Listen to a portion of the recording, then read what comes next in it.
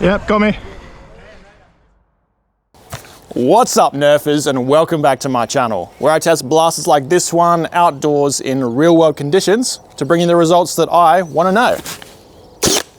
Today I'm taking a look at the Inverted Scales, a select fire Nerf AEG that can do semi-auto, a 3-round burst, or if you want to be really mean to your enemies, it can even shoot full auto.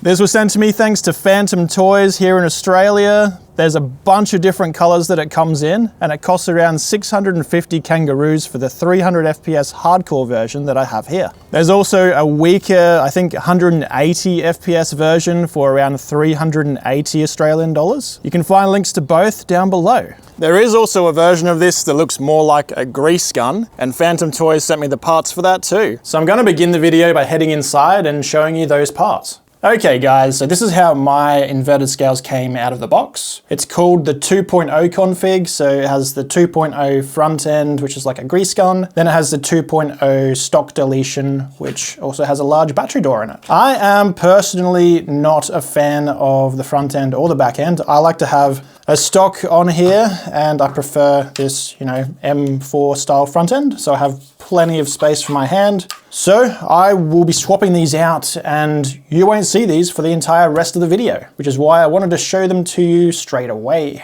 Up the back here is the perfect size for, I believe this is the battery that Phantom Toys are selling. I don't think it comes with the blaster, but you should be able to buy it on their website as a secondary thing. It uses an XT30 connector, and when you connect it, it makes a nice little beep sound. Once you tuck all the wires in there, this should fit fairly nicely inside the stock deletion. Now this is held on by a single screw at the back. You need to access it through a hole in the back of, I guess you'd call this a stock, even though you're not really able to shoulder it. And you just unscrew that out of there. Make sure not to pull the connector off the end of the wires by accident there. Make sure it threads out nice and safely. Now this is actually pretty simple to do. I did see one YouTuber was struggling with it. So we'll show you how to swap this on. Line up the lugs here on the back plate of the blaster. So in the pack of spare motor gears there's also a longer screw, and that's what we need to be using. Now this ring piece here is actually called a castle nut. AR-15s have them on them too. That is in case the screw doesn't come up nice and tight. You can actually screw this out a bit, and then the stock will hold on nice and snug. Wow, I think that stock has come up tighter than some gel blasters or even airsoft. Now this is just one of your standard airsoft style batteries. I think Phantom Toys sell it though, but it just fits inside the buffer tube there. Plug it in and put the back half of your stock on to cover it up. Now up the front end, this is actually pretty cool. So this front end can take Worker Harrier style threaded barrels. They've included a short one and a long one. I believe the short one does about 220 FPS, while this long one should do about 300. This magwell's pretty cool with the included XYL unicorn mag or Worker Talon mags.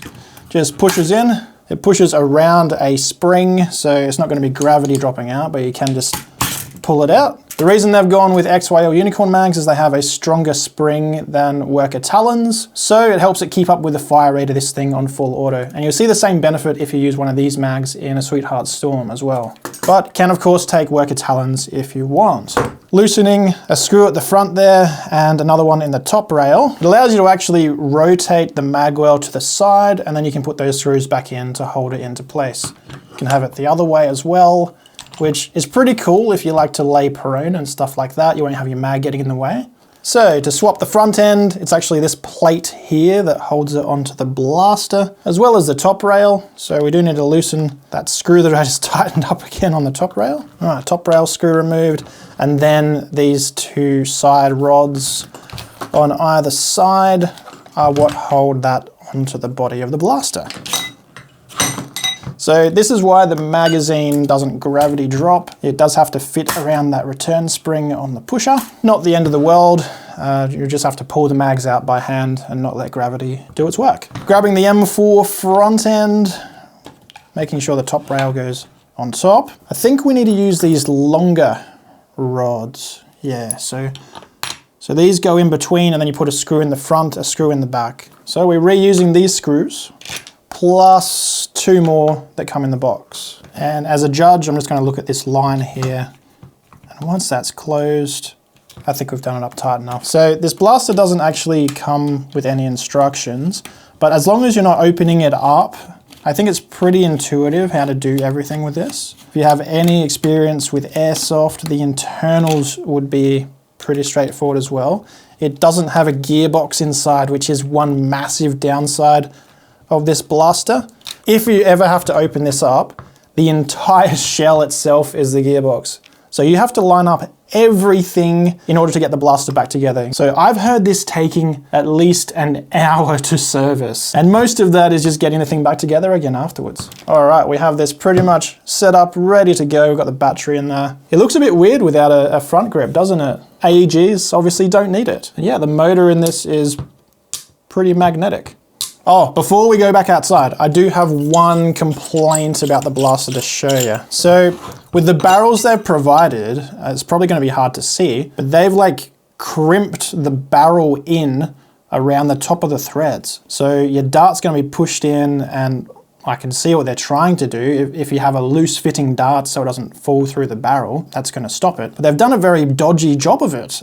It's not uniform at all. I think it would potentially even affect your accuracy with the blaster. Now with worker bamboo darts, they don't fall out of there. They're tight enough in the barrel already. So I'm gonna actually swap in a barrel from my Sweetheart Storm. Doesn't have any of that crap on it. And it's also slightly longer than the included barrel, so I expect it to give even slightly better FPS. For the record, it's 40 centimeters long if you wanna get one yourself. Of note though, it does have a flared end, which you do want on an AEG, just to make sure those darts feed nice and smooth. Now, on this front end, to swap the barrel out, I believe it's a grub screw on either side, just having a quick look at it. And theoretically, the barrel should just pull, or is it, oh, it's also on the bottom.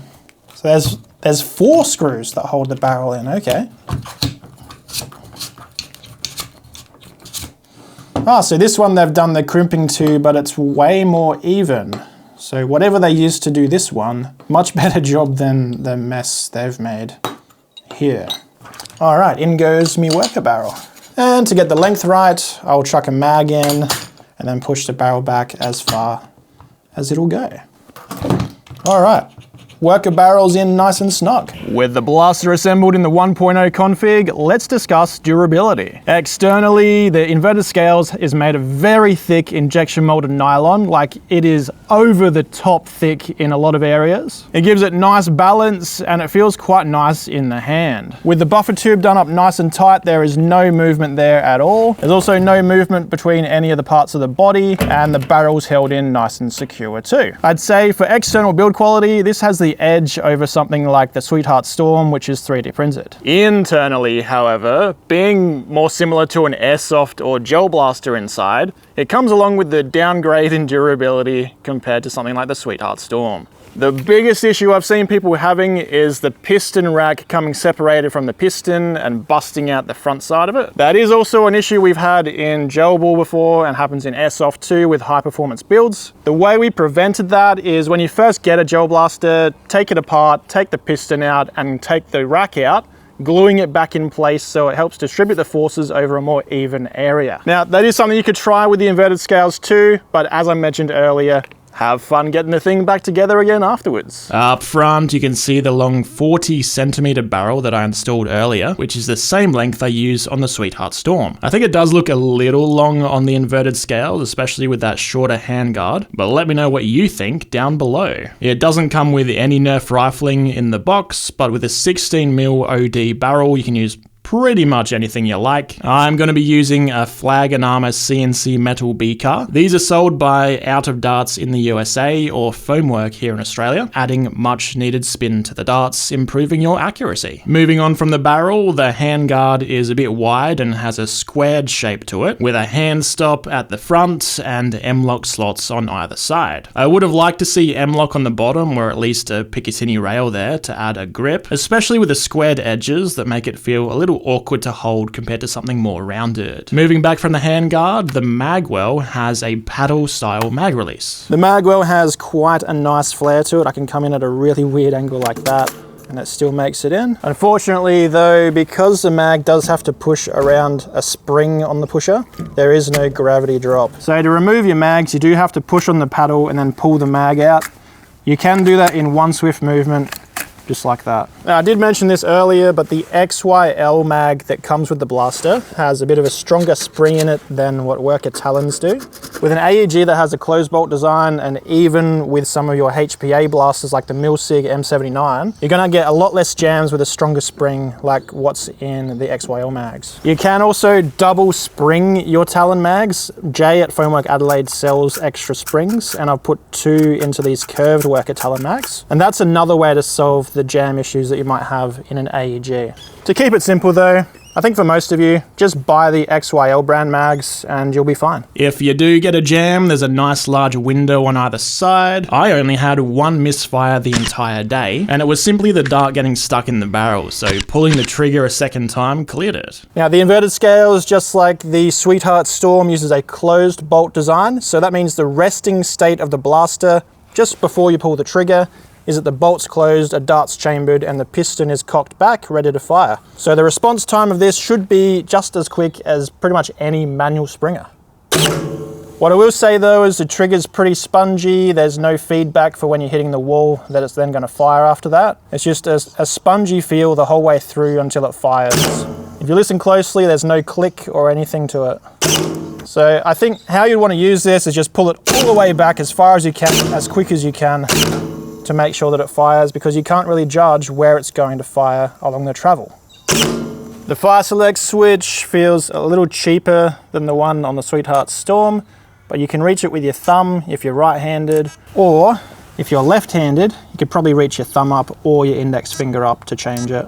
In the forward position, you have semi-auto. In the middle position is 3-round burst. And in the rear position is the giggle switch full auto. Now, where the Storm has semi-auto, full auto, and safe, this thing doesn't have a safety at all. The trigger is your safety. Keep your finger off it if you don't want to fire. And also, quite annoyingly, there's no way to deprime the blaster once it's cocked. So at the end of the day, if you don't want your spring to go really weak from sitting in storage cocked, what I'm told you can do is put it into 3-round burst and then feather the trigger until you get to a point where the pusher should be forwards, but the spring at the same time shouldn't be cocked. I think we did it. I'm not 100% sure, there's no priming indicator or anything, but I'm pretty sure the spring is decocked now. As a side note, if you forget to deprime your spring and do end up weakening it, you can actually swap it out without even opening the blaster by using a half-turn spring retainer at the rear after removing the entire stock. The grip is your typical AR-15 style shape. It is a bit more square than I'm used to on a grip though. It should be a bit more rounded on these edges here. They could have probably made the plastic a little thinner on the grip just to allow that motor to still fit inside while having a nice rounded edge to it instead of a square one. There's a lip at the bottom to help prevent you from dropping the blaster as easily. It also has these vents on the left-hand side to help keep the heat off the motor. I haven't noticed that getting hot from full autoing, but I guess if you're shooting mag after mag, and maybe if you're left-handed covering those vents, it will start to get a bit hot. As for just general use, I don't see heat being an issue with the motor in the grip. And that's the same exact location you have it on an airsoft or gel blaster. Up top, there's a full-length Picatinny rail. To get the most out of the blaster's accuracy, I'd highly recommend at least a cheap 1x airsoft red dot sight. At the back, there's an M4 buffer tube stock, adjustable to various lengths with the paddle underneath. And if you don't like the included one, which admittedly has has no rear padding to it, you can very easily swap it out for one of your own. The included one does have a sling mount on the bottom though, which some of you might find handy. Concealed under the stock is the battery.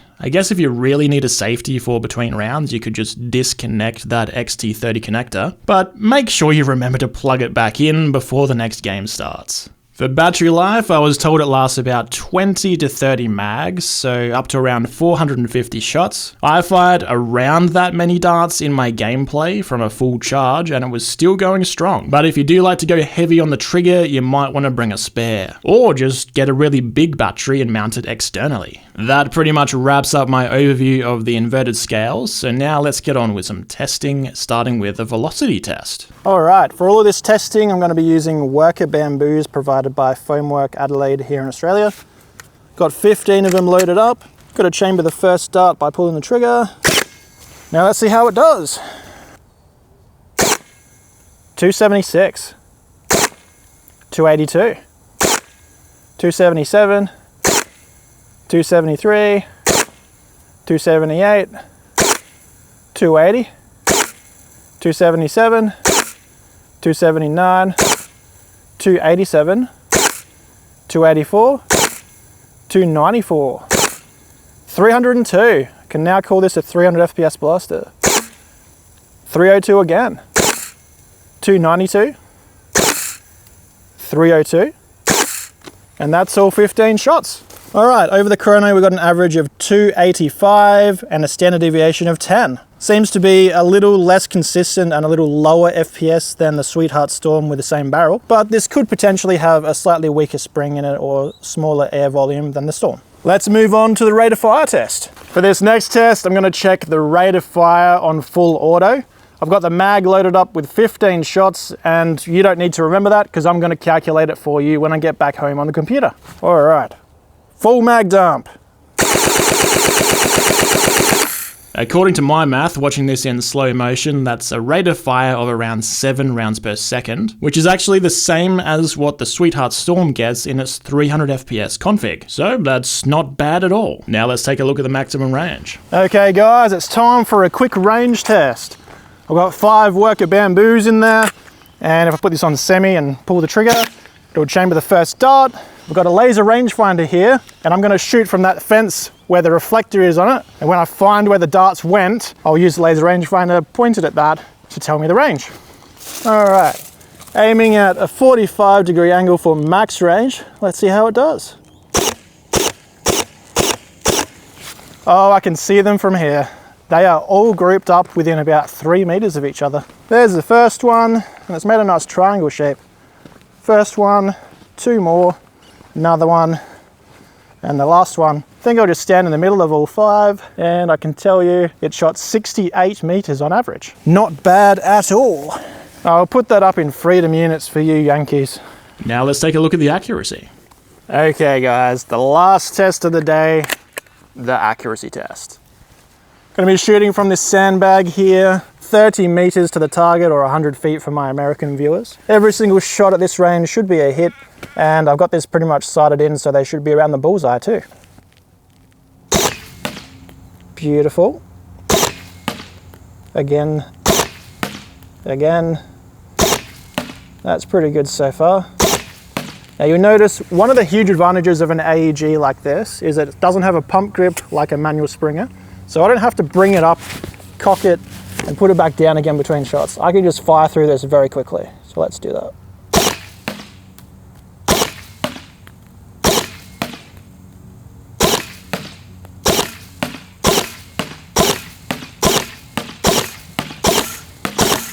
That's all 15. Now, just from my eye, I reckon that looks like about a 40 centimeter spread at 30 meters. I will confirm that back at home on the computer though in a sec. For an AEG that can shoot full auto or semi-auto or 3-round burst, that is very respectable. You'll be able to just follow up any shots that miss with a second one that does hit. This is 100% a force to be reckoned with on the field. Actually, do you guys want to see this shoot full auto and see how the spread changes? Let's do that. So first, just for demonstration, I've got to chamber that first dart. If we put this on 3-round burst, that's going to be a very unhappy enemy with all 3 shots hitting him. And if we put this on full auto, I think you'll be kicked off the field. They're not going to like that. Very accurate, even on the full auto and burst fire modes. Shown in red, semi-auto shot more like a 45cm spread. Not far off my 40cm guess though. And pretty damn good for an AEG. On full auto, the spread was slightly taller with a size of 50cm. I'm guessing the velocity on full auto was a little less consistent than on semi. I'm not actually sure how many of you would bother using the full auto mode in actual gameplay, but it's nice to know that if your opponent just won't call their hits, you can send 7 darts per second their way with every single one of them being a hit. But now that I've tested velocity, rate of fire, range and accuracy, and used it in some gameplay, what do I think of the blaster overall? There are currently only 2 commercially available Nerf AEGs that can hit 300 feet per second. This and the Sweetheart Storm. The Storm has very durable internals, but has 3D printed externals. The Inverted Scales is the exact opposite. It has incredibly durable, thick injection molded externals, but with a more janky interior. They've used hot glue to route the cables, they've used a cheaper switch for the select fire, and there's multiple reports of the piston rack yeeting itself out the front of the piston. If it does break, the Inverted Scales uses a more airsoft style gear system that may make it more familiar to work on. You could probably even take it to an airsoft or gel blaster store to get it looked at. From a gameplay only perspective, I don't really see much of an advantage for one over the other. They can both shoot semi-auto and they can both shoot 7 rounds per second full auto, and both hit 300 feet per second. The Inverted Scales adds 3-round burst, but the trade-off is that when the game's over, it doesn't have a mode for de-priming or a safety. 2 things the Storm does have, in fact, both are handled by the rear position on the Storm's fire select. Ultimately, I think it comes down to user preference for which one you pick. You could choose based on appearance, features, or lack thereof. You could choose based on a square versus a rounded handguard, or most importantly, you could choose based on external versus internal build quality. I'm sure many of you would pick the Inverted Scales, while many others of you would choose the Sweetheart Storm. For me personally, if I had to choose, I would pick the Sweetheart Storm. But I'd happily use either, as long as they work properly out on the field. For actual performance, they're pretty much interchangeable. But let me know which one you'd choose in the comments down below. That's all I have for you today. You can find the Inverted Scales at Phantom Toys using the link down below. Like, comment, subscribe, and all of that. Here's 2 other videos you might enjoy. As always, thank you very much for watching, and I'll see you on the next one.